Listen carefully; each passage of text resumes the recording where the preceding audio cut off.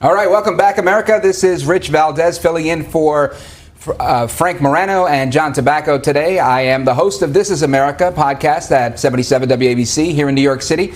And every now and again, you get to hear from me as Mr. Call Screener on the Mark Levin Show. Today, we've got a whole lot going on with impeachment, with markets, with you name it. And some of that impact and some of that effect trickles down to everybody's community, including congressional districts here in New York.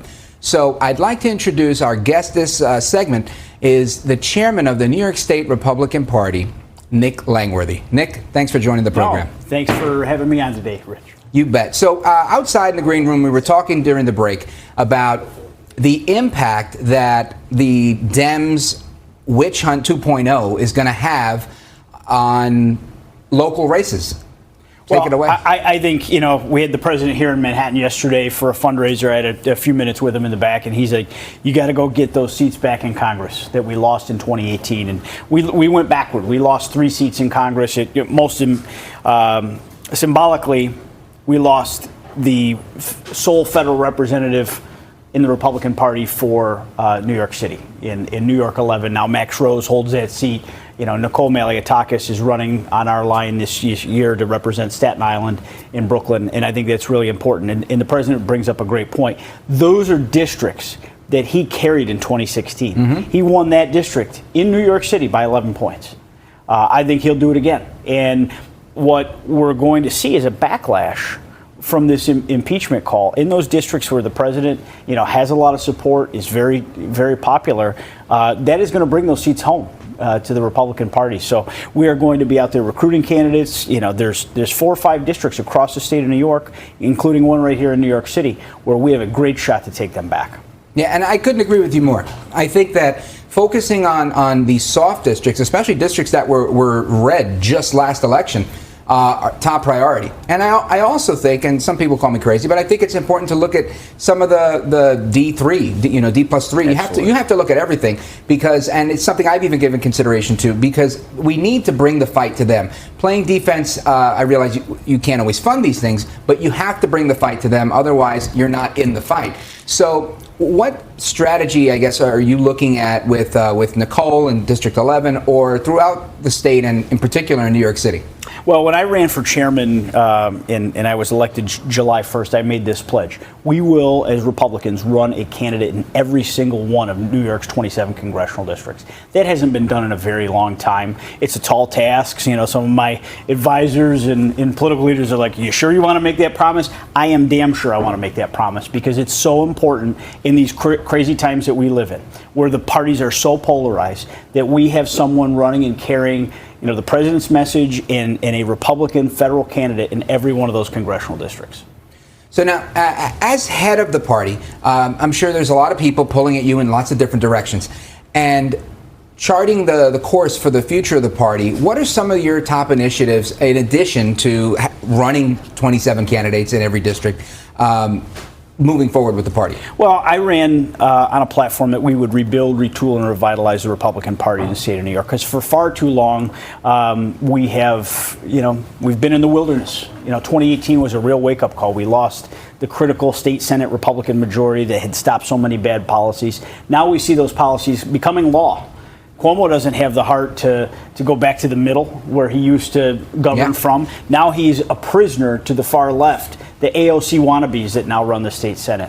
So we're seeing, New York State run amok. We've had, obviously Bill de Blasio was the kickoff of this socialist movement, maybe 8 years ago. Now we have this at every level of government. We're seeing it this year and in 2019 in municipal elections around the state of New York.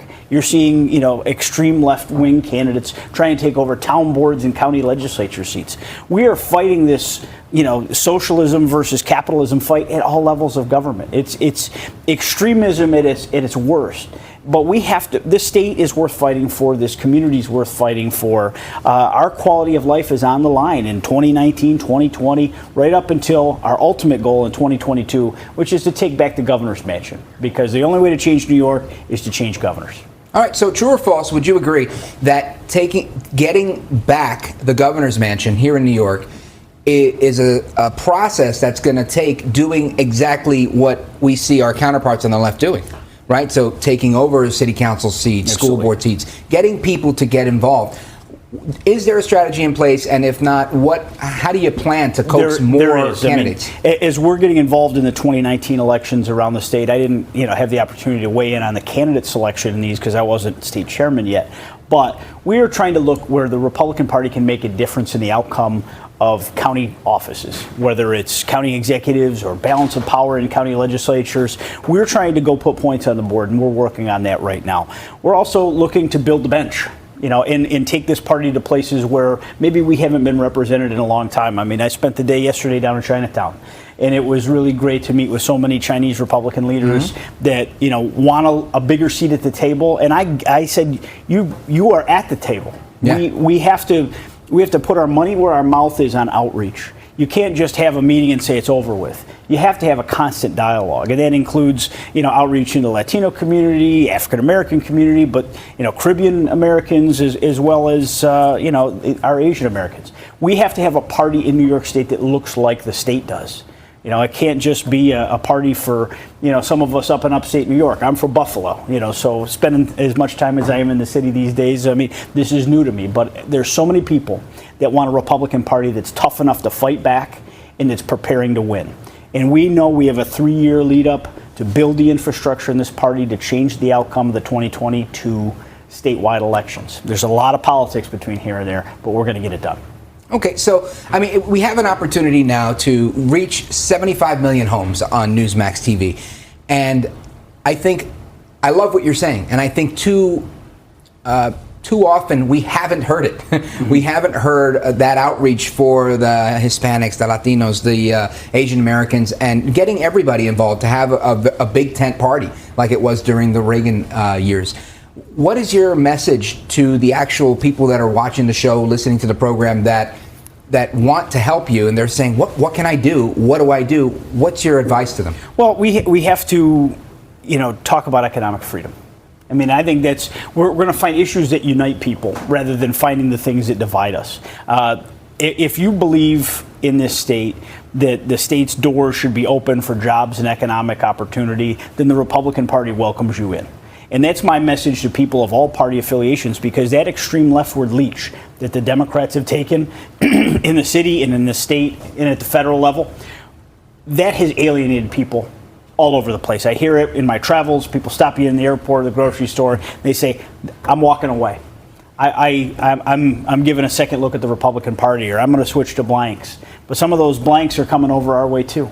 And when you look at this impeachment thing, people want elections. They don't want trials. Right. They don't want, processes to remove our elected officials. There's an election that we're in the middle of right now. It's 18 months away, but they want to impeach this president and bring gridlock to our government. That is not the way forward for this country. And I believe that the Republican Party is New York State's last best hope of becoming a livable state. We're losing people left and right. Our message of trying to present economic freedom, a cheaper way to do government, it's important to keep families together, because we've lost 1.2 million New Yorkers since Andrew Cuomo became governor of this state. New York City lost population last year. People are voting with their feet. They're leaving. And they can't afford to live here. Exactly. And we're going to have families divided all over this country because, Florida got 63,000 New Yorkers last year. I mean, how many grandparents have to have a relationship on the telephone or on Skype with their grandkids?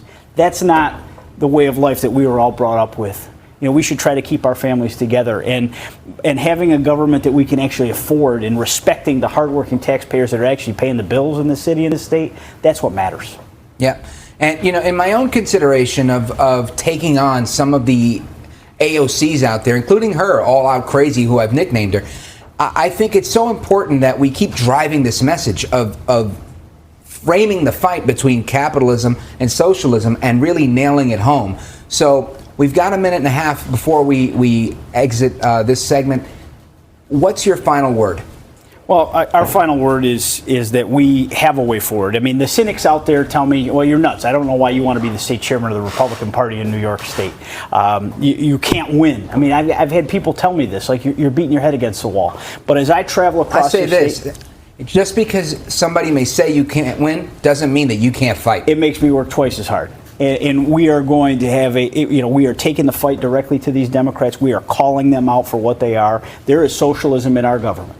There are people that want cradle-to-grave dependency on government, and that is worth fighting for. We are going to fight every day between now and that next election in 2020 to make sure that our president gets reelected, but then also, to get more representatives in Congress that think the right way. All right, Nick Langworthy, state chairman of the New York State Republican Party. How do people find you? They could go to nygop.org. We're on every single social media platform there is. Spend a ton of time on Facebook, Twitter, Instagram. You can find me at Nick Langworthy and all those, as well as the NYGOP.